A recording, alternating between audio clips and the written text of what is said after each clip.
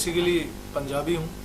पंजाब फिरोज़पुर से मेरी mummy belong करती हैं और मेरे डैड दिल्ली से हैं।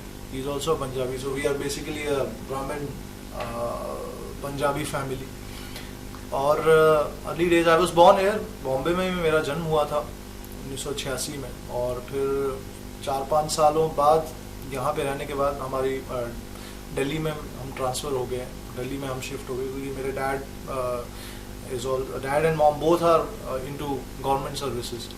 तो मेरे डैड की शिफ्टिंग हो गई, मेरे डैड की पोस्टिंग हो गई दिल्ली में, और फिर साथ में मॉम ने भी पोस्टिंग ली क्योंकि सब साथ में है तो साथ में चलना होता है। तो 91 में we shifted in Delhi. Delhi में 9-10 साल था मैंने वहाँ पे अपनी फर्स्ट स्टैंडर्ड से लेके 8th स्टैंडर्ड की पढ़ाई की। उसके बाद केंद्रीय विद्यालय का स्टूडेंट था मैं, और केवी में ही, केंद्रीय विद्यालय जैसे बोलते हैं केवी शॉर्ट फॉर्म, उसमें my mom is also a teacher in KV and my dad is into Airports Authority of India. He is currently like Joint General Manager of Ahmedabad Airport. He is posted currently there. तो जब transfer होती हैं jobs में तो काफ़ी दिक्कत होती है, एक जगह पे टिक के नहीं रह पाते हैं और हमेशा आना जाना लगा रहता है और कोई भी चीज़ पे फोकस नहीं हो पाता है पूरी तरह, क्योंकि बेस ही जब एक स्ट्रॉन्ग नहीं होता है या बेस ही एक फिक्स नहीं होता है तो आप चीज़ों को उस हिसाब से नहीं सोच सकते हो जितना लॉन्ग रन में सोचा जाना चाहिए। बट दिल्ली से जब मैं वापस बॉम्बे यहाँ पे आया, जब वहाँ पे से ट्रांसफ़र हुई डैड की 97 में, ही वॉज हेयर। बट हमको since mom was also working, तो मॉम को 2000 में परमानेंटली शिफ्टिंग मतलब एक ट्रांसफ़र का जो एक ऑर्डर था तब आया, तब मिल पाई। और 2000 से I am permanently here, I am now based here, और यही बॉम्बे ही बेस है, बॉम्बे में ही रह रहे हैं 14-15 साल से। और उसके बाद यहाँ पे मैंने 10th कंप्लीट की, 12th कंप्लीट किया साइंस से। फिर I am an engineering student, मैंने इंजीनियरिंग भी की। एक्चुअली इंजीनियरिंग ही कर रहा था मैं, और इंजीनियरिंग में फर्स्ट ईयर में मुझे पता चला कि मैं गा सकता हूँ, और इट वाज 2005 की बात है, जब ऐसे क्लास में मैं बैठा हुआ था, अपनी लेक्चर चल रहा था, मैं कुछ गुनगुना रहा था, और मेरे साथ में जो मेरे बेंच पे बैठता है वो मेरा फ्रेंड, वो उसने बोला अच्छा लग रहा है तू, साउंडिंग गुड, अच्छा लग रहा है जब तू गा रहा है, तो मतलब अच्छी आवाज़ है यार तेरी, देखो ट्राई करना चाहिए। तब इंडियन आइडल 1 सीज़न चल रहा था, ऐसे रियलिटी शोज़ का जो दौर था तब चला ही था, फर्स्ट ऑफ इट्स काइंड था जब इंडियन आइडल का फर्स्ट सीज़न चल रहा था, पहला ऐसा रियलिटी शो था जहाँ पे एक कॉमन मैन भी जा सकता है। उससे पहले सारेगामा ये सब चलते थे, लेकिन वहाँ पे आपको प्रशिक्षण की बहुत ज़रूरत है कि आप संगीत जानने चाहिए, तभी आप सारेगामा में इतने दिग्गजों के सामने गा सकते हैं। बट इंडियन आइडल था कि कोई भी कॉमन मैन उठ के आप जा सकते हो, अगर आपकी आवाज़ में थोड़ी सी भी अच्छाई है या आपका स्टाइल अलग है तो आपको लोग चांस देते हैं।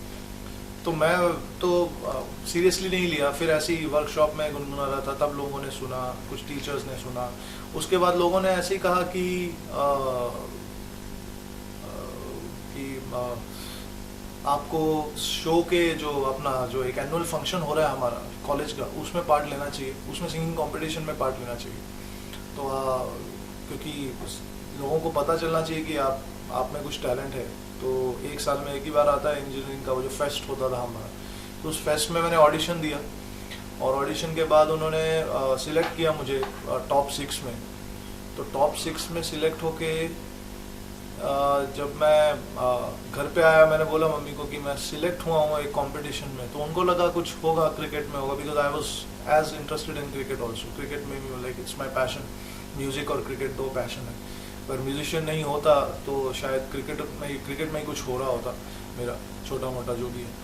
बट मैंने सोचा या तो क्रिकेट या कोई स्पोर्टिंग एक्टिविटीज़ में कुछ किया होगा, तो बट मैंने कहा सिंगिंग में, और घर पे किसी को पता नहीं था। ये कीबोर्ड जो आप देख रहे हैं, कीबोर्ड में बजाता था बचपन से, बट किसी को ये नहीं पता था कि गाता भी, और मुझे खुद को ही नहीं पता था। तो जब ये रियलाइजेशन हुई तो फिर जब मैंने बताया घर पे और मैंने बोला तो शी वॉज रियली शॉक्ड, उनको यकीन नहीं हुआ कि ये सच कह रहा हूँ मैं। तो उन्होंने कहा गा के सुनाओ, और जब मैंने गाया तो she was literally in tears. तो उनको बहुत मतलब दिल को उनको छू गया गाने की, उनको पता ही नहीं था कि मेरा बेटा ऐसा गाता है, और गाता भी तो ऐसा गाता है जो दिल को एकदम छू जाए बस।